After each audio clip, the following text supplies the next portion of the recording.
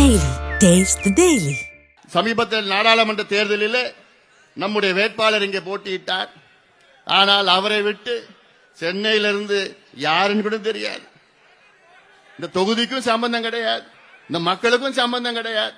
எங்கிருந்தோ வந்து அந்த ஒரு வேட்பாளரை 3 லட்சம் ஓட்டு 3 லட்சம் வாக்குகள் வித்தியாசத்தில் வெற்றி பெற வைக்கிறீர்களே, உங்களுக்கு என்னதான் நாங்க செய்யணும்? அப்புறம் உண்மையான உங்களுக்கு பாதுகாவலர் யாரு? ஒட்டுமொத்தம் இந்த சோழர் மண்டலம், இந்த டெல்டா பகுதியை பாதுகாக்க, காவிரி டெல்டாவை பாதுகாக்கப்பட்ட மண்டலமாக சட்டத்தை கொண்டு வந்தவர் எங்களுடைய மருத்துவர் ஐயா அவர்கள். அந்த சட்டம் மட்டும் இல்லைன்னா இன்னைக்கு இந்த காவிரி டெல்டாவை அழிச்சிட்டு இருப்பாங்க.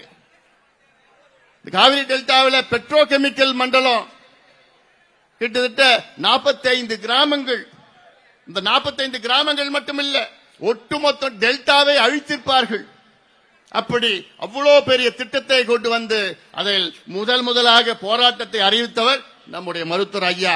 அறிவித்து பல கட்ட போராட்டங்களை நடத்தி இன்று அந்த திட்டத்தையே அரசாங்கம் ரத்து செய்திருக்கிறது.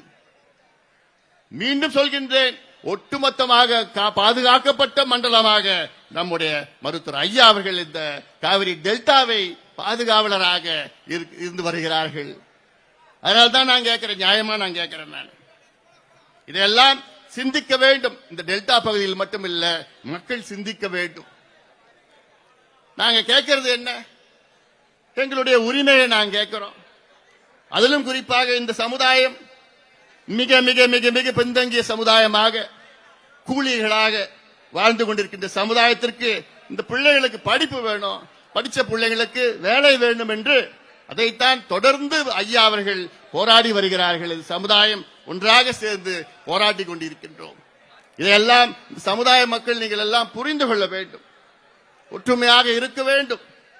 அங்கும் இங்கும் என்று சொன்னால் அதுக்கப்புறம் யாரோ நீங்க வழிவகுத்து இருக்கிறீர்கள். அதனால்தான் இந்த செய்தியை இங்கே உங்களிடம் சொல்ல நாங்கள் கடமைப்பட்டிருக்கின்றோம்.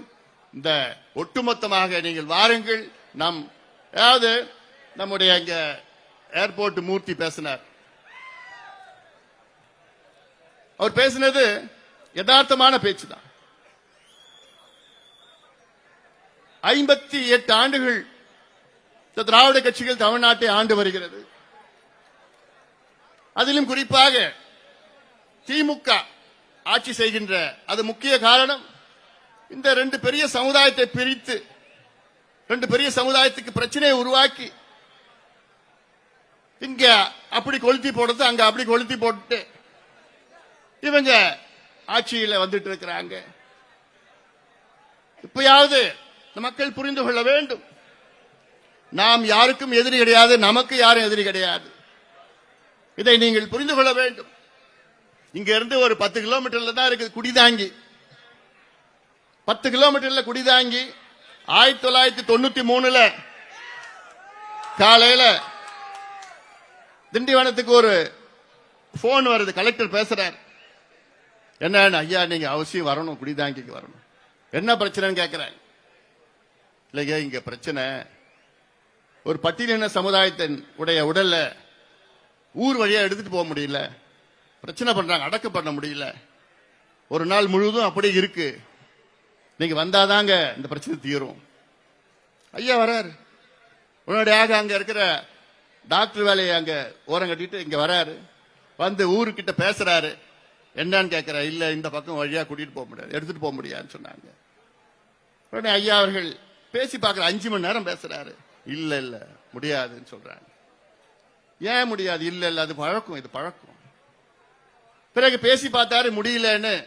பிறகு ஐயா அவர்கள் அந்த போங்க தூக்குங்கன்னு சொல்லிட்டு ஐயா அந்த பட்டியலின சமுதாயத்தை சார்ந்த அந்த பிணத்தை தன் தோளிலே சுமர்ந்து அந்த குடிதாங்கி ஊர் வழியா நடுவுல நடந்து போறார். ஐயா சொல்றார், யார் என்ன சொன்னாலும் அமைதியா இருங்க, யார் என்ன சொன்னாலும் அது யாரும் ரியாக்ட் பண்ணக்கூடாது, அமைதியா வாங்கன்னு சொல்லி ஐயா அந்த பிணத்தை தன் தோளிலே சுமர்ந்து அதை அடக்கம் செய்து பிறகு திண்டிவனத்துக்கு செல்கின்றார். இதுதான் ஐயா, இதுதான் ஐயா. ஆனா ஐயாவுக்கு என்ன பேரு? என்னென்னமோ பேர், அதெல்லாம் சொல்றதுக்கு அசிங்கமா இருக்கு. இப்படி ஒரு சமூக சீர்திருத்தவாதி ஐயா அவர்கள். இந்த இந்த சமுதாயங்கள் எல்லாம் ஒன்றாக இருக்க வேண்டும், ஒன்றாக வளர வேண்டும், ஒற்றுமையாக இருக்க வேண்டும். சமுதாயங்கள் எல்லாம் ஒன்றாக வளர்ந்தால்தான், முன்னேறினால்தான் தமிழ்நாடு முன்னேற்றம் அடையும். இதுதான் உண்மையான முன்னேற்றம். எங்களுக்கு பெரிய பெரிய மால் வேண்டாம், ஐடி பார்க் வேண்டாம், எங்களுக்கு பெரிய பெரிய ஏர்போர்ட் வேண்டாம், எங்களுக்கு பெரிய பெரிய அடுக்குமாடி கட்டிடங்கள்லாம் வேண்டாம். எங்களுக்கு வேண்டியது படிப்பை கொடுங்கய்யா, எங்களுக்கு வேண்டியது படிச்ச பிள்ளைங்களுக்கு வேலையை கொடுங்கய்யா. அதுக்கு தான் ஏன் நாங்க போராடிட்டு வரோம். அந்த போராட்டத்தை கொச்சவரப்படுத்திட்டு இருக்கீங்க. இங்க வந்திருக்கிற இளைஞர்கள் எல்லாம் எதுக்கு வந்திருக்கிறீங்க? உங்களுடைய உரிமைகளுக்காக. உங்கள் உரிமைகள்லாம் என்ன? நீங்க முன்னேறணும், சமூக நீதி பெற வேண்டும். அந்த முன்னேற்றத்திற்காகத்தான் நாம் அங்காங்கே நாம் கூடியிருக்கின்றோம். ஆனால் இதை கூட புரிந்து கொள்ள முடியாத ஒரு முதலமைச்சர் நீங்க பார்த்துட்டு இருக்கிறீங்க. உண்மையிலே கோழைகள் தான் சொல்லுவாங்க, என்னன்னு எங்களுக்கு அதிகாரம் இல்லைங்கன்னு யார் சொல்லுவா? கோழைகள் தான் சொல்லுவாங்க.